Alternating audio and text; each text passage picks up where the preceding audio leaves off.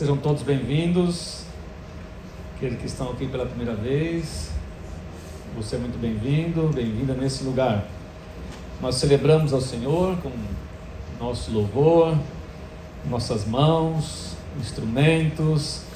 Agora nós também vamos ouvir um pouco mais a palavra de Deus. Hoje começa uma nova série, né? E o Weber já falou sobre isso, vencendo as batalhas, e elas são reais e são para todas as pessoas. Todo ser humano enfrenta a batalha nesse mundo. Esse mundo é chamado de um campo de batalha, e a batalha geralmente começa na nossa mente. Você vai ver isso na palavra de Deus. Começa geralmente na nossa mente. Antes de entrarmos na palavra, eu quero dar os parabéns para todas as mulheres, porque esse mês é o mês das mulheres, é isso ou não? Então, parabéns a todas vocês, mulheres que, se você ler um pouquinho a história, você vai ver o que a mulher representava para a sociedade há 100 anos atrás, não precisa nem ir muito longe, né? E você vê que hoje a diferença que é a atuação da mulher na sociedade. E outro dia eu estava vendo em questão política, né? Há muitas mulheres ocupando o cargo de presidente de nações, primeira-ministra. Isso era praticamente impossível há 100 anos atrás. 100 anos atrás, quando eu escrevi o meu primeiro livro, As Pessoas Mais Incríveis da Bíblia, quando eu falei de Débora e de algumas outras mulheres, eu citei lá que as primeiras mulheres ocuparam uma posição na advocacia, no judiciário, foi há 100 anos atrás. Nem 100 anos, 1930, nós não estamos ainda em 2030. As mulheres só podiam votar, só passaram a começar a votar aqui no Brasil na década de 60. Nos Estados Unidos, a mulher começou a poder votar no final do século XIX, 1889, 90, uma coisa assim. No Brasil demorou mais. No Brasil parece que as pessoas demoram mais, né? Mas mesmo assim, nós vemos o quanto as mulheres têm contribuído, né? Mulheres que pregam a palavra de Deus, né? Mulheres que são missionárias. Quantas mulheres aí atuando poderosamente, né? E na sua casa mesmo, né? Acho que 90% das mulheres têm dupla jornada. Elas trabalham, acordam cedo, trabalham o dia inteiro, depois tem que chegar em casa e trabalhar. Eu costumo, né, falar para a Célia, minha esposa, que eu acho que as mulheres são muito mais fortes que os homens. Os homens são mais fortes no braço, né? Uma mulher dificilmente, mesmo que ela consiga, né, pegar uma britadeira, tem mulher aí que eu acho que consegue, mas mentalmente a mulher é muito superior ao homem, muito. Então nós somos mais fortes na força bruta, mas mentalmente as mulheres são muito mais fortes. Mulheres que pilotam, né, são comandantes, né, de aeronaves, mulheres que são astronautas. Isso, queridos, isso não existiria. E eu atribuo isso também, tudo para chegar nesse ponto, né? Atribuo isso também ao cristianismo, sabia? Agora você imagina no tempo de Jesus, o valor que as mulheres tinham. Não tinha nada de valor as mulheres. As mulheres não podiam nem estudar, como muitos países hoje. Não podiam nem estudar a Torá as mulheres. Era só os homens que estudavam. E vê que Jesus deu atenção para as mulheres, né? Uma das suas discípulas, né? Uma daquelas que acompanhava Jesus era Maria Madalena, que Jesus expulsou 7 demônios dela. Imagine isso, querido. O que o cristianismo fez para trazer a liberdade para as pessoas, um novo viver para o ser humano, inclusive para as mulheres. E eu vejo muitos pastores, né, ministros aí machistas, Outro dia eu falei para um deles assim: quem foi a primeira pessoa a ver Jesus ressurreto? Quem foi? Foi uma mulher. Quem recebeu a primeira ordem de Jesus depois dele ressurreto e disse: vai e anuncia que eu estou vivo? Uma mulher. E os pastores hoje, né, muitos homens querem diminuir as mulheres, não conseguem, queridos, com certeza não. Então parabéns, mulheres, continue fazendo o melhor com a sua vida, né? Mês passado eu e a Célia fizemos 38 anos de casado. Uma caminhada boa, né? Uma caminhada boa, dificuldades, conflitos, lutas, de todos os tipos. Mas o irmão André falou aqui que nós somos mais que vencedores, né? Mas nós precisamos viver isso aí, né? Um dia nós vamos falar sobre o que significa realmente mais que vencedores. Precisamos tomar posse até dessa vida, mais que vencedores. Queridos, nós vamos falar também nessa noite sobre batalha, conflitos, né? Nessa noite não, nessa manhã, né? Acostumado. Eu quero indicar para você o meu livro. Se você ainda não tem esse livro, eu tenho alguns ali fora, você pode comprar. Esse livro chama Uma Família Chamada Igreja. E eu trato nesse livro também de conflitos. Por isso que eu estou indicando, né? Eu não tenho costume de fazer isso, mas esse livro trata de conflitos. Conflitos dentro da igreja e fora da igreja, principalmente dentro da igreja, porque a igreja é uma família. E nós não somos perfeitos. Uns estão num nível espiritual, né? Outros estão em outro nível. Uns já são maduros, outros ainda são crianças. E há todo tipo de pessoas dentro da igreja, como em todos os lugares. E muitas vezes há conflitos na igreja. E eu tenho certeza que esse livro pode te ajudar, porque eu praticamente extraí dos versículos bíblicos. Por exemplo, né, a Renata falou aqui do perdão, né?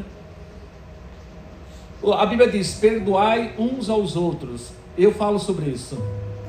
Amar uns aos outros, servir uns aos outros. Então eu queria indicar esse livro porque ele ajuda a gente a entender os conflitos e como resolver os conflitos dentro da igreja. Tá bom? Eu tenho alguns ali fora, se você se interessar, é baratinho. Eu tenho certeza que ele vai contribuir bastante para a sua vida espiritual e os seus relacionamentos. Abra sua Bíblia em Efésios, carta do apóstolo Paulo, Efésios capítulo 6. Nós vamos ler do versículo 10 ao versículo 18. Efésios 6, 10 a 18. Diz assim, ó. A minha tradução é a NAA, Nova Almeida corrigida, Nova Almeida atualizada. Quanto ao mais, sejam fortalecidos no Senhor e na força do seu poder. Vistam-se de toda a armadura de Deus, para poderem ficar firmes contra as ciladas do diabo. Porque a nossa luta não é contra sangue e carne, mas contra os principados e potestades, contra os dominadores desse mundo tenebroso, contra as forças espirituais do mal nas regiões celestiais. Por isso, peguem toda a armadura de Deus, para que vocês possam resistir no dia mau, e depois de terem vencido tudo, permaneçam inabaláveis. Portanto, fiquem firmes, cingindo-se com a verdade e vestido a couraça da justiça. Tenha os pés calçados com a preparação do evangelho da paz, segurando sempre o escudo da fé, com o qual poderão apagar todos os dardos inflamados do maligno.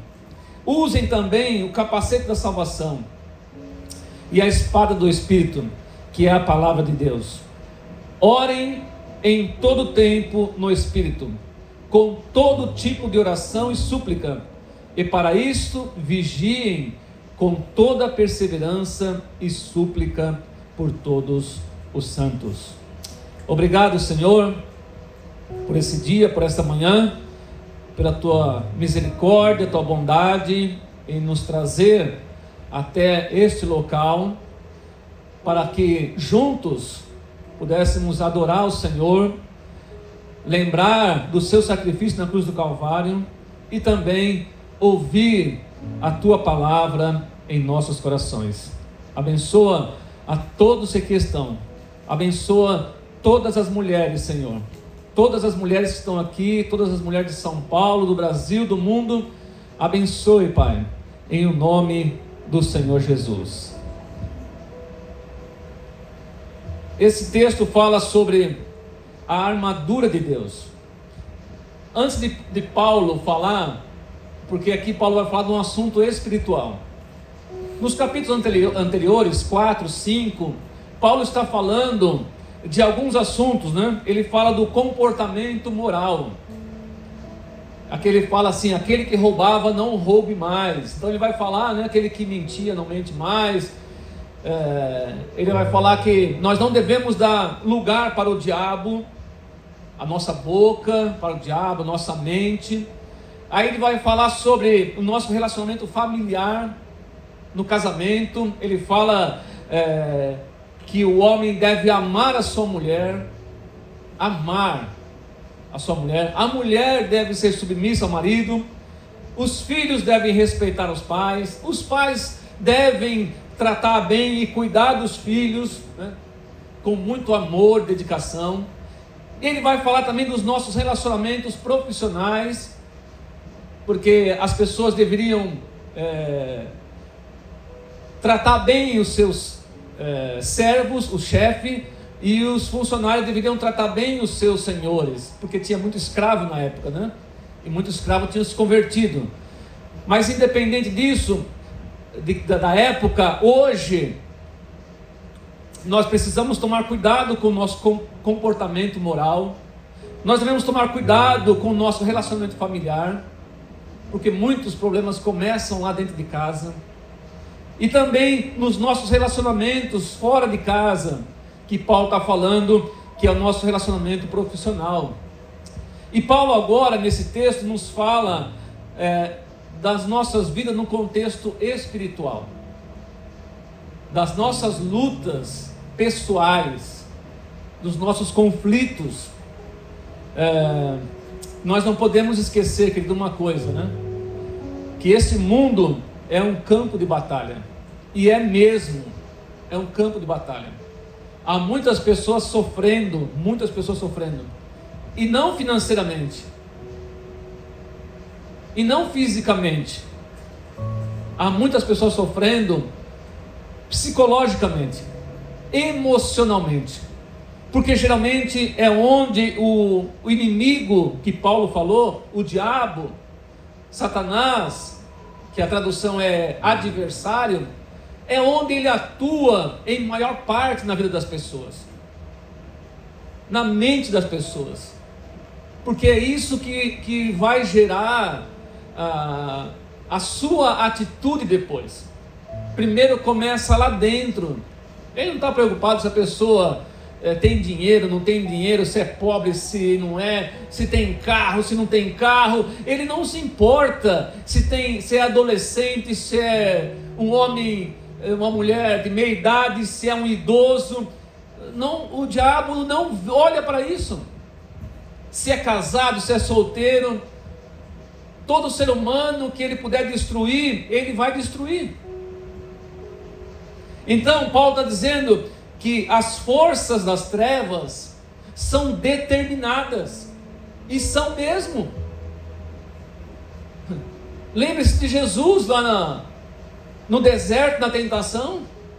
Lembre-se sempre disso. Quando você estiver enfrentando uma luta, travando uma batalha emocional, espiritual, lembre-se de Jesus lá no deserto.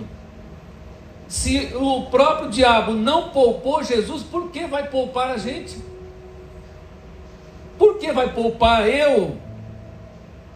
O objetivo do diabo era impedir que Jesus fosse até a cruz do Calvário, que Jesus fizesse a vontade de Deus.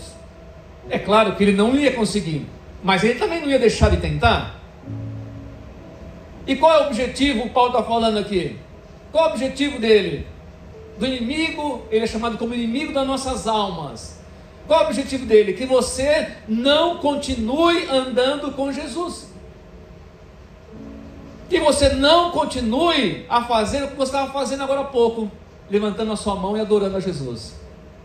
Que você não continue como nós cantamos, vamos pelas ruas e vamos declarar o nome de Jesus.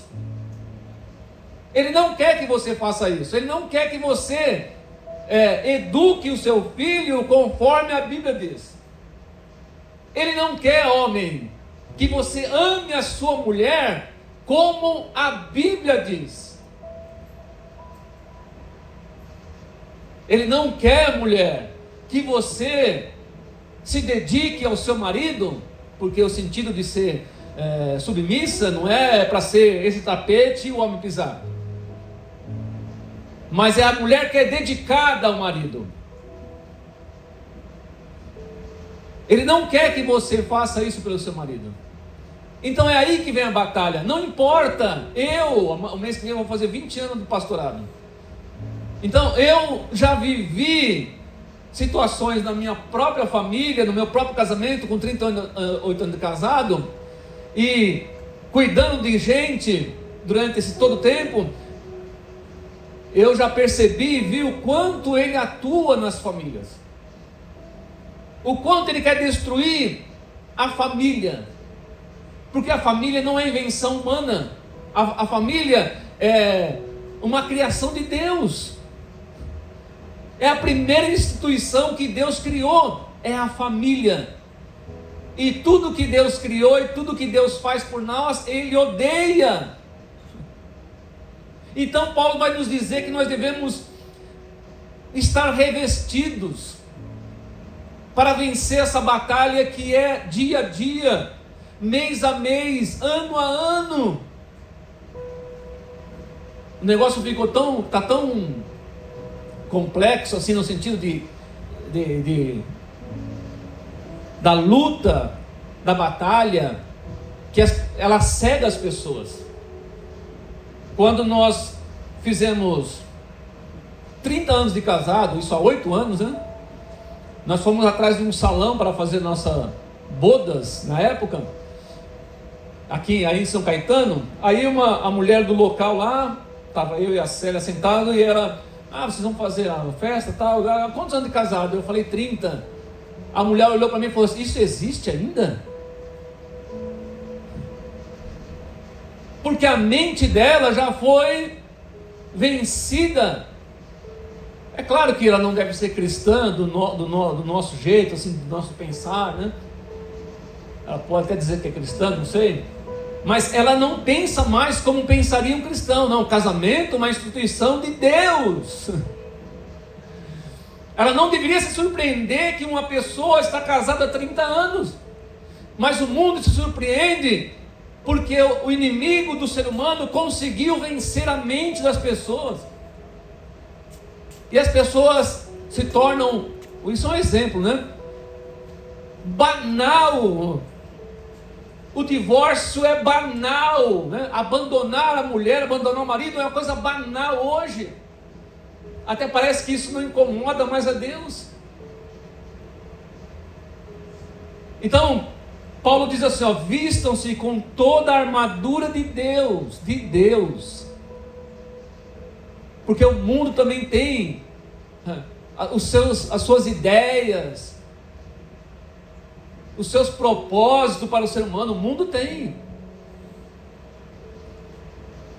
Vistam-se de toda a armadura de Deus para poderem ficarem firmes contra as ciladas do diabo. Foi o que nós lemos. Quando Paulo escreveu essa carta, ele estava preso na sua primeira prisão em Roma. E ele ficou aproximadamente uns 2 anos preso. E quando ele estava preso, ele escreveu 4 cartas na primeira prisão. Ele escreveu Efésios, Filipenses, Colossenses e Filemão. E ele estava sendo vigiado 24 horas por um soldado. Esse homem tinha uma mente brilhante, humanamente falando e até espiritualmente falando. Paulo tinha uma mente brilhante, além de ser um homem inteligente, né, por ser um homem estudado, né, Deus, quando o converteu, quando ele recebeu o Espírito Santo, a mente daquele homem, o coração se tornou mais poderoso ainda. Então eu acredito que Paulo olhava para o soldado que estava lá, imagine ele preso, né? E o soldado 24 horas, todinho aparelhado, para cuidar de um prisioneiro.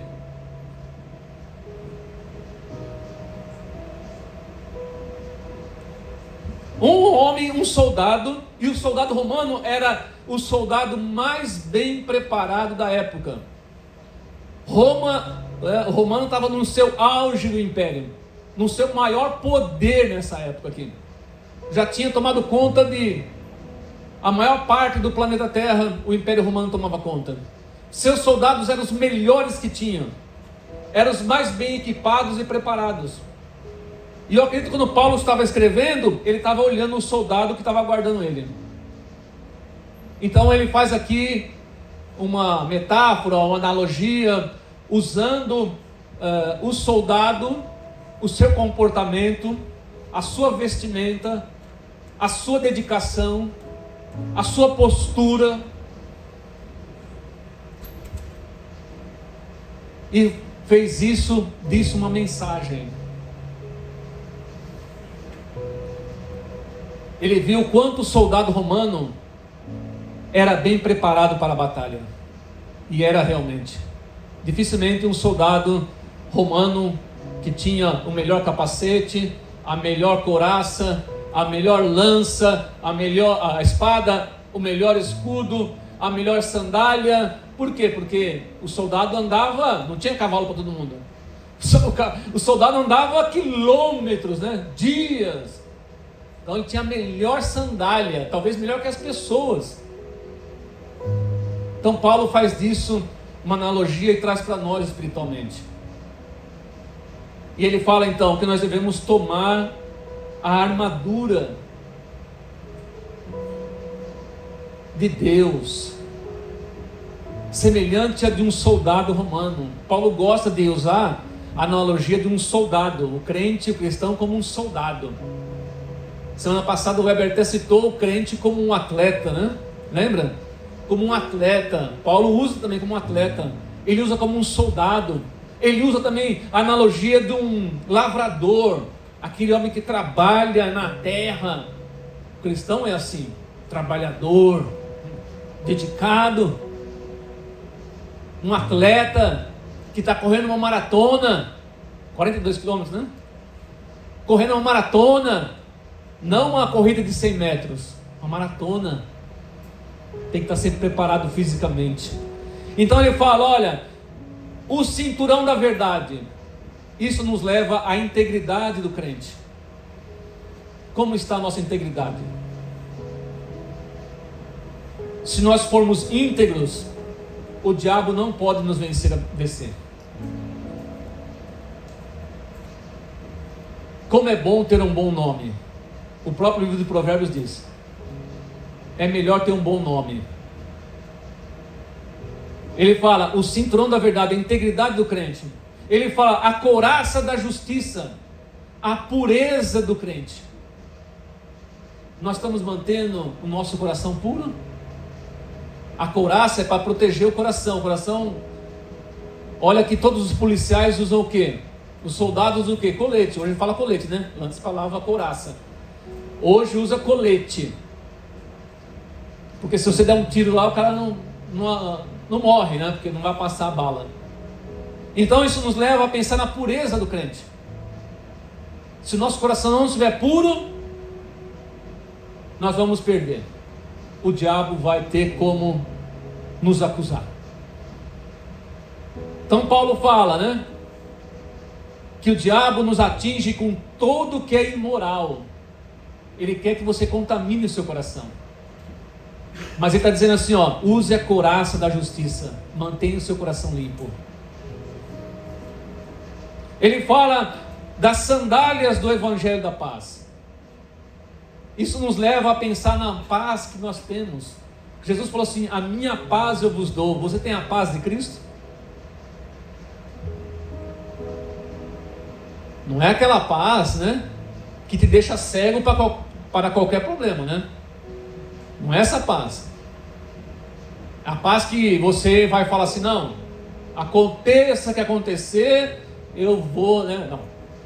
Se acontecer alguma coisa com a sua família, se acontecer alguma coisa com o seu filho, com a sua filha, você vai ficar preocupado, vai lutar, mas você não vai perder o seu equilíbrio emocional, porque você tem a paz. Então, as sandálias, né, do Evangelho da Paz, a paz do crente, porque o diabo vai lançar sobre nós inquietações, desânimos, para nos fazer tropeçar. Se você tem a paz de Cristo, então você não vai ser derrotado. Outro dia eu vi um pastor, outro dia não, faz muito tempo, né? Ele estava pregando e ele falou que ele estava indo para a igreja e na avenida em São Paulo, 2 carros bateram, né? Um cara bateu e ralou a lateral do outro carro todinho, né? E o carro que foi atingido, o cara desceu, o outro desceu, e ele parou para ver se podia ajudar as pessoas. Aí aquele cara que foi atingido começou a xingar o outro e ameaçar, e apontou para o carro e falou: olha o que você fez com a minha vida. Acabou a vida do homem porque o carro foi amassado. Olha o que você fez com a minha vida, você acabou com o meu carro. E você já viu que muitas vezes no trânsito aí sai tiro, né? Motoristas brigando, sai tiro, sai confusão, porque esse mundo não tem paz. E Jesus falou assim, ó, a minha paz eu vos dou, não vou las dou como o mundo a dá, porque a paz do mundo é passageira, momentânea. A minha paz eu vos dou. Ele fala do capacete da salvação, que representa a nossa mente. Qual é a ideia do capacete? É proteger a nossa mente. Paulo está falando assim, põe o capacete da salvação. Ele está dizendo, nós precisamos ter uma mente sadia, porque uma mente ferida, uma pessoa ferida, uma mente ferida, a pessoa está bem, né? Está forte, ela faz academia todo dia, toma todo o remédio para manter o corpo bom, mas a mente dela muitas vezes está ferida. Aí é uma guerra terrível dentro de casa, fim do casamento, fim de relacionamentos, não quero mais ir para a igreja, não quero, nenhum pastor presta, nenhuma igreja presta, porque ela está ferida.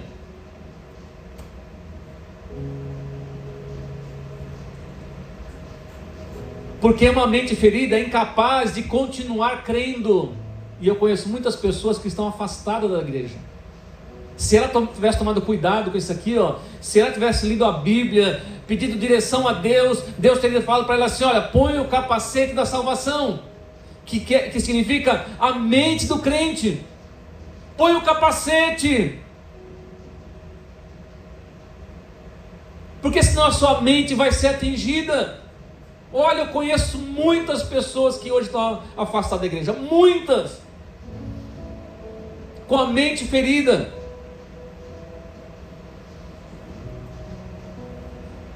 E ele fala da espada do Espírito. A última coisa que Paulo usa, né? Olhando para aquele soldado, né?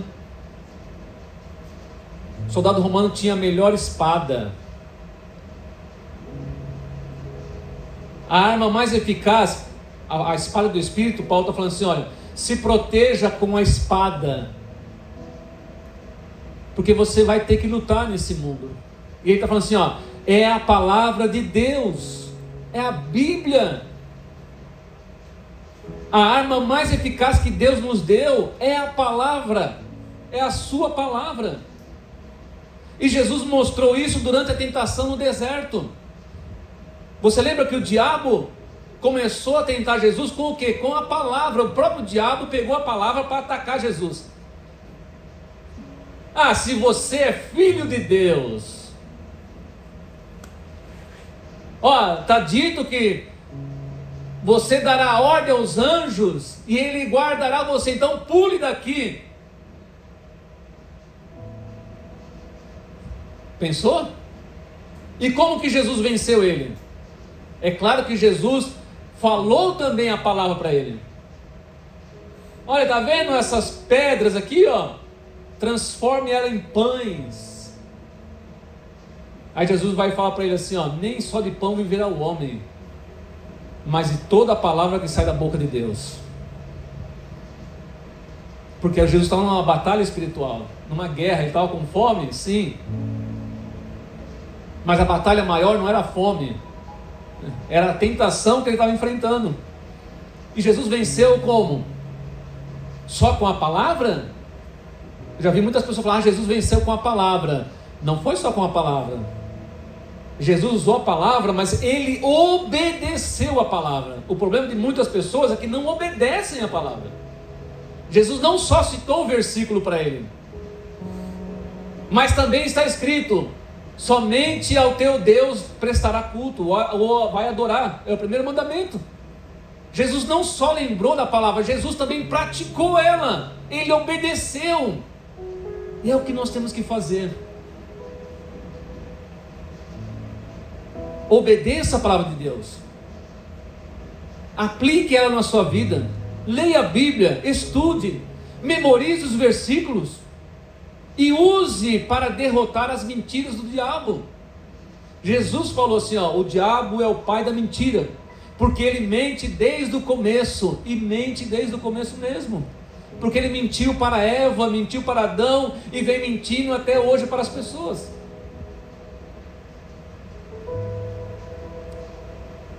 Então, para nós encerrarmos, eu quero fazer 3 aplicações rápidas aqui. Então você já aprendeu sobre a metáfora da armadura de Deus, o quanto ela atinge a nossa vida. E Paulo não estava preocupado aqui em falar para você: olha, põe o capacete, porque senão você vai levar uma martelada. O inimigo vai pegar a espada, como é o soldado lá, e vai bater em você. Não, ele está falando espiritualmente. Põe a couraça, põe o cinto da verdade, põe a sandália da paz, pega o escudo, para você não permitir que os dardos do diabo atinjam você. Pega o escudo. O desejo de Paulo é que o crente, o cristão, esteja preparado para a batalha. Um soldado estava sempre preparado para a batalha. Eu lembro, não, acho que uma boa parte não vai lembrar disso, mas eu lembro que no ano de 1990, faz um pouquinho de tempo, né? Numa guerra lá no Oriente Médio, quando o Iraque invadiu o Kuwait, para tomar o petróleo, e os Estados Unidos mandou um monte de soldado, avião, e em poucos dias arrancou Saddam Hussein de lá e pôs todo mundo para correr. Aí eles fizeram uma comparação, eu lembro até hoje, acho que foi na revista Veja, assim, a comparação entre o soldado iraquiano e o soldado americano. Coitado, soldado iraquiano tinha só uma bota, aquela roupa quase dessa cor aqui, né? Quase dessa cor, um capacetinho sem vergonha e uma espingarda na mão. O soldado americano tinha óculos até de visão noturna. O soldado americano naquela época já tinha óculos de visão noturna. O cara tinha uma mochila que tinha tudo, até comida. Eu acho que na atualidade é ainda o soldado mais bem preparado, os SEALs, né, americano, o soldado mais bem preparado e equipado para uma batalha hoje é o soldado americano. O russo deve ser também, outros, mas o americano é quase que impecável nessa questão. E o treinamento, e está em alerta, pronto.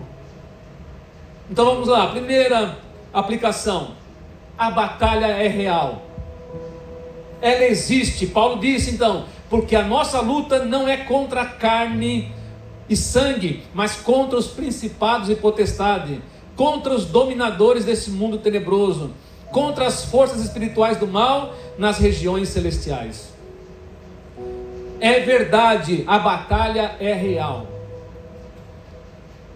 O diabo não se importa que muita gente não acredita na existência dele, e muita gente não acredita na existência dele.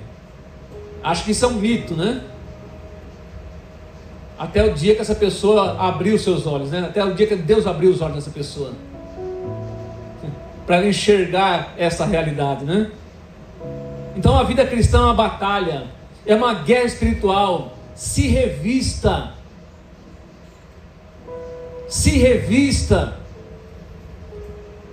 pegue a armadura de Deus e se vista dela. Ela está à disposição nossa. Tudo que Paulo falou aqui está à nossa disposição, para que você esteja preparado para enfrentar as batalhas da vida, para que o seu casamento não acabe. É claro, irmãos, é claro que há momentos que situações são inevitáveis, né? Mas pela minha experiência de vida também, eu posso dizer que se dois cristãos, né, um homem e uma mulher estão juntos e os dois, estão ouvindo? Os dois se atentarem para a palavra de Deus, tomarem a armadura de Deus, não vai ser vencido facilmente, de jeito nenhum. Ou eu vou pôr em dúvida a palavra de Deus. E nossa luta não é contra pessoas, viu? Paulo está falando, você não tem que ficar lutando contra as pessoas. A nossa luta não é contra carne e sangue, não é contra as pessoas. As pessoas que atacam os cristãos e que matam os cristãos, que a igreja cristã começou assim e sempre foi assim. Tiago foi o primeiro apóstolo a ser morto. Pedro estava guardado para ser morto, Deus fez um livramento, mas Herodes, Agripa, queria acabar com a igreja logo no começo. Mas eles sabiam que a luta não era contra Herodes, eles sabiam que a luta não era contra o Império Romano, eles sabiam que a luta não era contra o Nero ou contra qualquer um dos outros imperadores. A luta era contra aquele que age na vida dessas pessoas. Então, se revista da armadura de Deus. Leia esse texto novamente na sua casa e tome posse da armadura de Deus e seja um soldado preparado para a batalha. Segundo, resista. Um soldado, ele resiste, ele luta até o último momento. E Paulo fala assim, por isso, peguem toda a armadura de Deus, para que vocês possam resistir no dia mau, e depois de terem vencido tudo, permanecer inabaláveis. Resista, não desanime facilmente. Jesus disse que ele foi odiado pelo mundo e que os seus discípulos também seriam odiados, e é assim até hoje. O cristão é odiado em todo lugar do mundo. O diabo e seus anjos estão trabalhando para causar divisão na igreja, entre nós aqui, O diabo trabalha para causar divisão no casamento, entre pais e filho, entre amigos. Você lembra aí da política? Você viu o que a política fez com o Brasil? Todo mundo fala, você está dividido, né? A política dividiu o povo brasileiro. Tem um povo para cá idolatrando um político, tem um povo para cá idolatrando outro político. Tudo obra do diabo, queridos. E a igreja entrou nisso. Sai fora, irmão. A minha missão como cristão é orar por essas pessoas, porque o governo é uma instituição também criada por Deus. Nós temos que orar para essas pessoas. Mas essas pessoas não vão receber a minha idolatria de forma alguma, não vão ganhar de mim um post sequer, nada. Essas pessoas não vão receber nada de mim.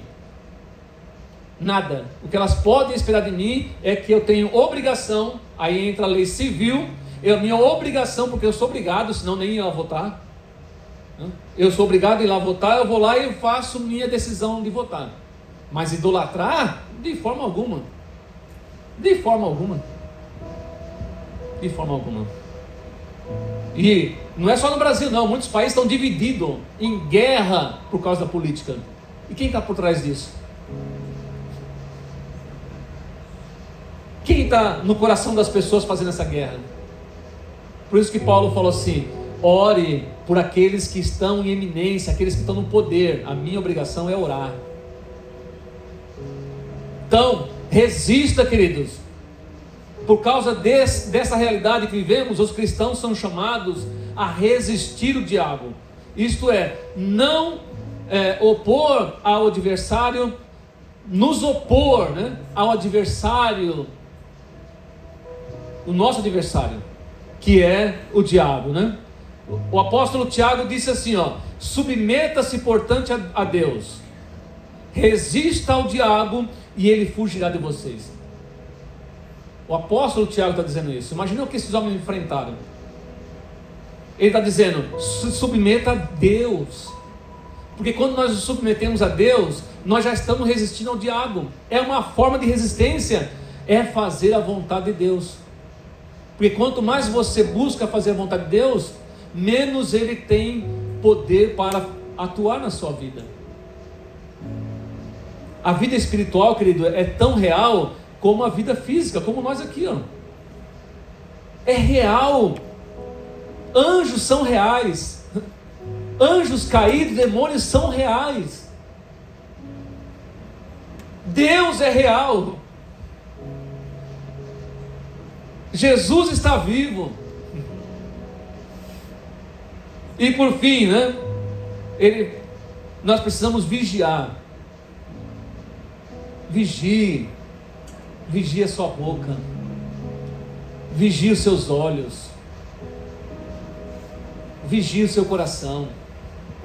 Um soldado está sempre alerta, sempre vigilante. Ele é treinado para isso. Ele não é só treinado para nadar bem, para desarmar bomba, para usar bem um rifle. Ele é treinado para ver, para vigiar, para estar atento, porque ele pode ser pego de surpresa. Então, a minha mensagem para você também é essa: vigie. Paulo diz assim: orem. Orar é uma forma de vigiar. Ore em todo tempo no Espírito. Esteja sempre conectado com Deus em Espírito. Outro dia eu escrevi uma devocional fazendo essa comparação com o celular. Se você tiver com o celular carregado, mas se você não tiver internet, o que você pode fazer com o celular? Você pode só ficar olhando as fotos que você tem lá. Um celular sem internet não presta muita coisa. Aí a pessoa fica assim, sobe na caixa, sobe no monte, sobe no morro, desesperado, né? Porque o celular não tem internet. Ela não consegue falar com ninguém, ela não consegue resolver o problema, ela não consegue fazer um Pix, ela não consegue fazer transferência, ela não consegue comprar lá na Shopee, ela não consegue fazer nada. Ela fica em desespero, né? Uma pessoa sem conexão com o céu, querido, se você não estiver ligado com o céu, e nós temos condições de ficar ligado com o céu, Paulo fala assim: ore em todo tempo no Espírito, com todo tipo de oração e súplica, e para isto vigiem com toda perseverança e súplica. Mantenha-se vigilante, né? Um atleta sem resistência, física não pode ir muito longe. Se ele não se preparar para a maratona, dificilmente ele consegue terminar. Mesma coisa é um cristão que não ora e não vigia, também não pode ir muito longe. Não se surpreenda de ver tantas pessoas afastadas das igrejas. Não é só afastado da igreja, né?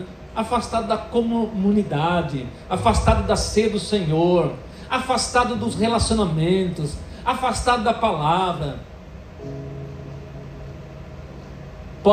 Pedro disse algo interessante, né? Ele disse assim, o diabo, o vosso adversário, porque ele é mesmo, né? Anda em derredor, como leão, que ruge procurando alguém para devorar. Eu já vi pessoas dizendo assim nesse texto: o leão, ele fica de olho naqueles animais que estão mais fracos. É claro que ele quer gastar pouca energia, né? Claro que até o leão quer gastar pouca energia. Se ele vê um animal doente, velho e tal, é mais fácil para ele. Mas não se engane, não se engane, o leão enfrenta uma girafa, o leão enfrenta um búfalo que pesa o dobro dele ou mais, cheio de força e vigor. O leão enfrenta. Então Pedro não está dizendo aqui, olha, só se você estiver fraco. Não, ele vai atacar sempre que ele tiver oportunidade. E por que Pedro está lembrando disso aí? Porque ele lembrou do relacionamento dele com Jesus. Quando estava próximo da crucificação de Jesus, e Jesus falou para ele: olha, eu vou ser crucificado e vai acontecer isso e tal. Então Pedro levantou a mão e falou: não, Senhor, isso não vai acontecer com você não. Olha, eu vou com você até a morte. Olha aí, eu vou com você até a morte. Aí Jesus falou: Pedro, o diabo, Satanás, pediu para peneirar você como trigo. Olha o que o diabo ia fazer com Pedro. Estava do lado de Jesus. O diabo pediu para peneirar você, ele ia destruir Pedro. Mas eu orei por você. Jesus intercedeu por Pedro, para que a sua fé não desfaleça, mas que você continue tendo fé, porque senão o diabo vai destruir você, Pedro. E o que aconteceu depois? Pedro ainda dizendo, né, se gabando. Jesus falou: Pedro, antes que o galo cante, você vai me negar 3 vezes. Então, quando Pedro escreveu a sua carta, ele deve ter lembrado disso. Então ele escreveu: o diabo, o vosso adversário, porque aconteceu com ele isso aí. O diabo estava rodeando Pedro e falando: vou destruir Pedro. Então ele escreveu: o diabo, o vosso adversário, anda de redor como um leão procurando alguém para devorar. Vamos orar? Não podemos ignorar a existência do diabo e nem que ele odeia o ser humano. Aliás, ele odeia ainda muito mais aqueles que estão seguindo a Cristo. E Paulo escreveu na sua carta aos Coríntios, falando sobre a atuação desse diabo que destrói até a igreja, que entra, né, na mente, no coração das pessoas, dentro das igrejas, e faz uma guerra interminável de contenda e divisão e manipulação e roubo dentro das igrejas. Então Paulo falou assim: olha, nós precisamos nos preparar para tudo isso, para que Satanás não alcance vantagem sobre nós. E ele alcança mesmo, se nós não tomarmos cuidado. Para que ele não alcance vantagem sobre nós, pois não ignoramos as suas intenções. Não ignore as intenções dele. Use a armadura de Deus. O diabo buscou uma oportunidade em Jesus, e provavelmente ele vai buscar uma oportunidade na minha vida e na sua vida, que ele não encontre essa oportunidade em nós. Fique em pé. Ó Senhor, obrigado, Deus, por essa manhã, por esse dia. A tua palavra diz que nós somos mais do que vencedores, sim, mas a tua palavra diz que nós somos responsáveis em manter a nossa fé, em buscar força em Ti, em se equipar e se preparar espiritualmente, em resistir toda força das trevas contra a nossa vida, em vigiar, em manter-se vigilante, porque esse mundo é um campo de batalha, e nós temos certeza, ó Senhor, que a Tua palavra nos dá toda a capacidade que nós precisamos para estarmos preparados para a batalha e continuar vencendo cada uma delas. Senhor, que esta palavra caia em corações férteis nesta manhã, e que ela fortaleça os corações e as mentes de todos que estão ouvindo ela. E nós, sim, podemos assim dizer: com Cristo nós somos mais do que vencedores. Obrigado, Pai, em nome do Senhor Jesus. Deus abençoe a todos, um bom dia e uma boa semana para todos.